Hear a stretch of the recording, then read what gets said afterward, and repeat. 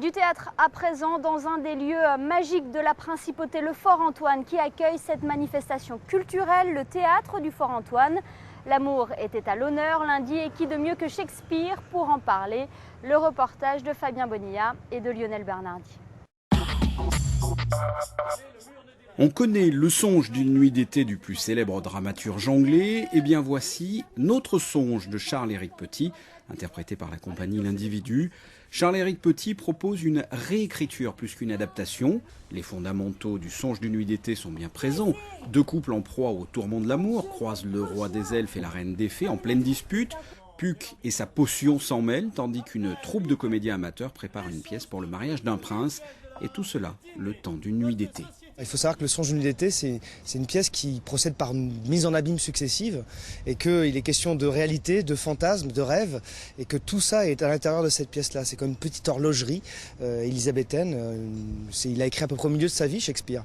Et à l'intérieur en fait, de cette pièce, on peut dire qu'on retrouve toutes les pièces. Mais de cette manière-là, en fait, c'est un objet absolument formidable pour pouvoir nous déployer aussi bien la mise en scène, le jeu des acteurs, nos propres histoires et puis l'histoire de Shakespeare et puis le théâtre et l'amour, quoi.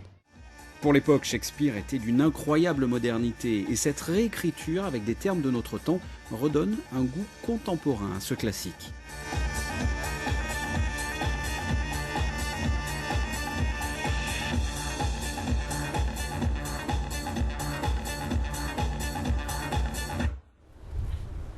Donne-moi un enfant. Tu vas le porter peut-être? Pas de cynisme, Titania, je te prie. Et qui portera mes jambes à mon chevet? Touche à ton cul! Ce que j'aime bien dans le travail d'écriture de Charles-Éric Petit, c'est que justement, il a réussi, je trouve, à prendre ce qu'il y avait de Shakespeare, c'est-à-dire aussi parfois la difficulté, quelque chose qui est un peu versifié comme ça, avec des rimes, donc une écriture qui est assez ardue.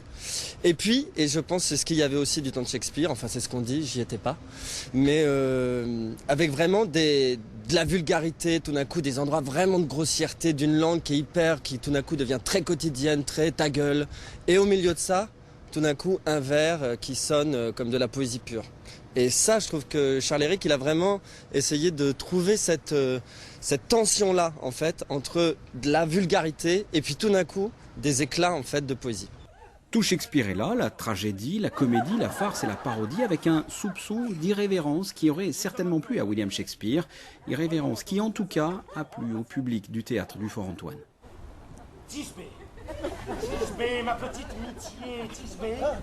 Oh mon amour, comme je suis content. Baise-moi par la fente de ce mur ignoble.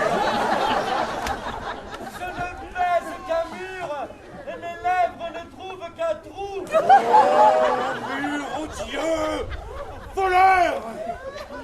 Rejoins-moi à minuit près du cimetière dans le caveau de Nanus.